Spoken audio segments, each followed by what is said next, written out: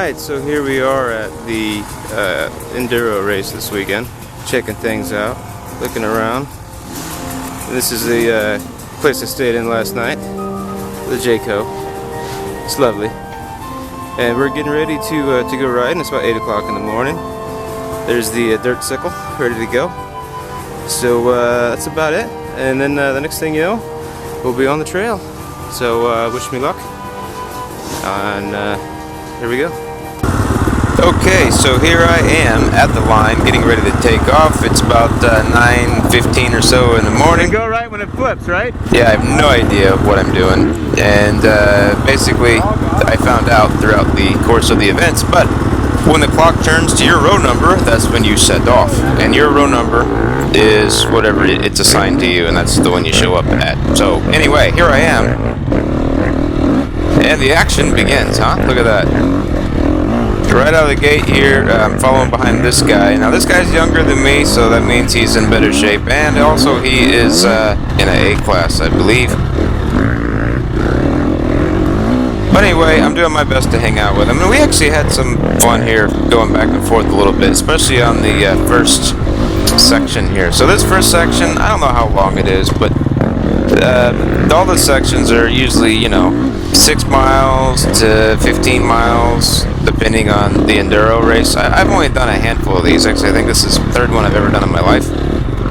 But they're fun. They're fun, and they're good training because they're a long time on the bike. This one here, I think, is about 4 hours. So that's a long time to be riding, especially at speed like this, and you're freaking spent by the time that it's all over. So how it works is you go from section to section to section to section, and if you make each section fast enough, then you get a couple minutes to break, and then you start another one all over again. Now if you don't get to the section fast enough, you have to go all the way straight through without any rest whatsoever. And that's difficult. Now see, he pulled right over. Actually wasn't expecting him to do that, but he pulled over and let me go ahead of him. So now he's chasing me for a little bit.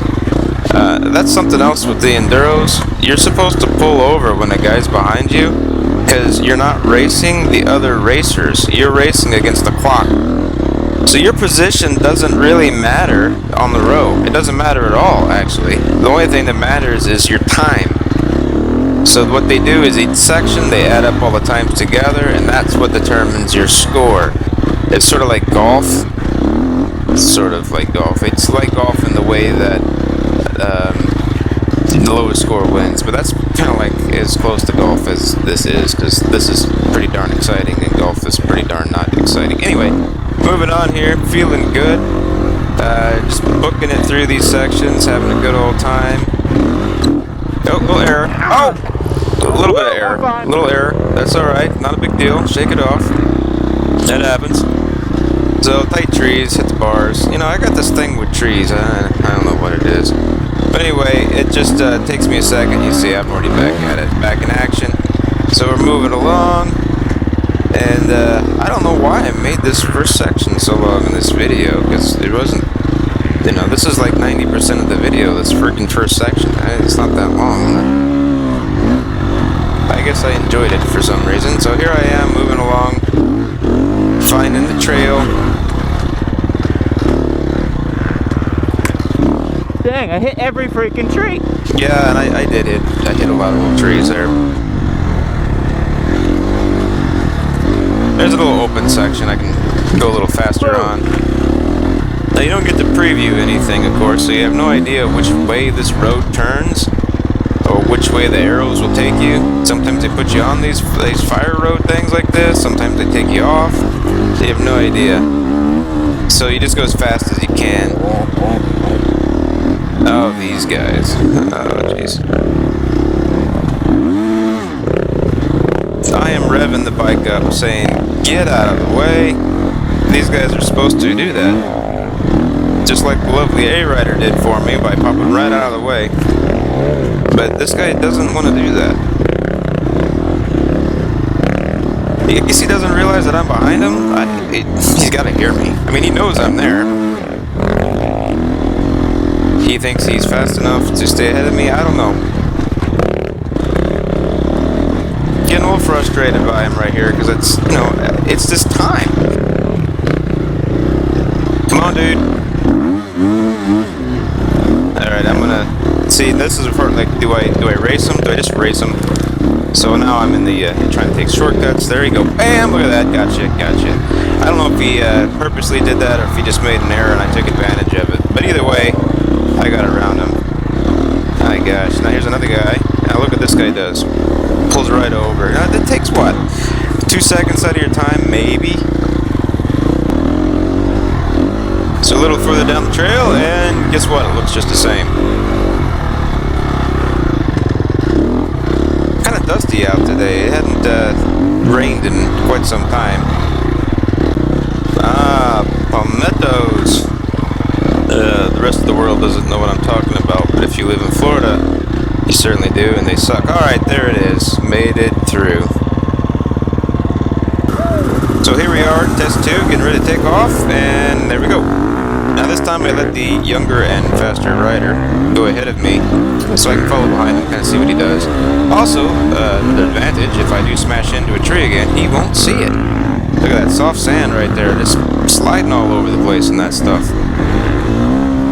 This section started out kind of fun, some fast sections to it, but then it got tight again, of course. It is an enduro.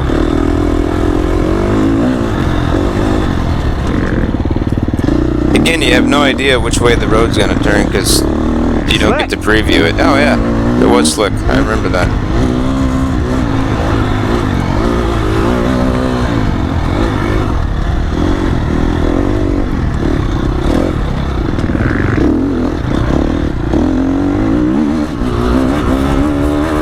Flying through there, aren't I? That's pretty fast. A lot can go wrong when you go that fast, but it didn't. Now we're off to a new section. We're off to a new, not new section, but a new spot. On the one section, I don't know how to say it, but this is still the same. This is still the second test. I guess it is over. Well, I've edited a lot out of that one. Test number 3, here we go. Now this one was horrible. There just was not a single spot that was smooth. It was all palmettos or just destroyed nasty ground. It was an absolutely horrible section, and it was long too. So here we are, pulling into the checkpoint 3. Isn't that a wonderful freaking thing? So this is the last checkpoint for the morning class. 2 miles back, it's on time from here on. Thank you. Basically that means you go and you take your short break and then you do the afternoon all over again. So that was 2 hours right there, and then I got another 2 hours coming up here and just after my short break, which I was confused on the break times. I'll get into that. Oh yeah, that guy. Yeah, I saw that guy there throwing up. Rough morning for him. It will be a rough afternoon for me when shit went wrong. So I had my lunch and came back and realized that my row had already left. Alright, so I just turned this camera on because I missed my restart. I have no idea what time I'm supposed to be there. So I'm starting from several rows back. I've been pushing it pretty good here. Trying to salvage as much as I can off of this one. Now you may notice the camera is wet. That's because it's raining. The rain was actually kind of welcomed by me because I was pretty freaking toasty. So we made it through this first section here. There's the checkpoint. Still feel alright. I still feel alright at this point. Ah, but then shit went worse. So here I am a little later on the next test, and yes, I forgot to turn my camera on at the start of that test. So something's wrong, you know, I'm not thinking clearly, and you know what it is I'm not properly hydrated. I've been training for 2-hour races, and I've been drinking enough water for 2-hour races. But a 4-hour race, you gotta saturate your body days and days in advance to be able to sweat that much out. And I just simply had not drank that much. Now, if you're squeamish, you should go ahead and not watch this. I'll put some music over this, actually. Yeah, that was pretty nasty. Pretty nasty right there. Starting to feel pretty rough. I'll dry heave there. Yeah, so at this point, I'm sick. I'm dehydrated, and you know, I'm just trying to plow through. I just, you know, got to make it to the end of this thing. My muscles are cramping up, and I'm not thinking straight. I'm pulling over, letting some guys by me. I'm just like, my God, I need to make it to the end, because I need to be done. It was really the whole reason. My whole motivation at this point was not to win the race.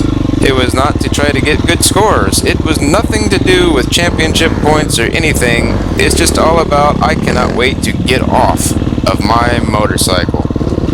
Now, I know you hear stories of exhaustion, and that's really not what I'm having. I'm having plain and simple dehydration issues, and my body's locking up, and it's shutting down, and it's just saying, stop now, damn you. And that's pretty much what I did.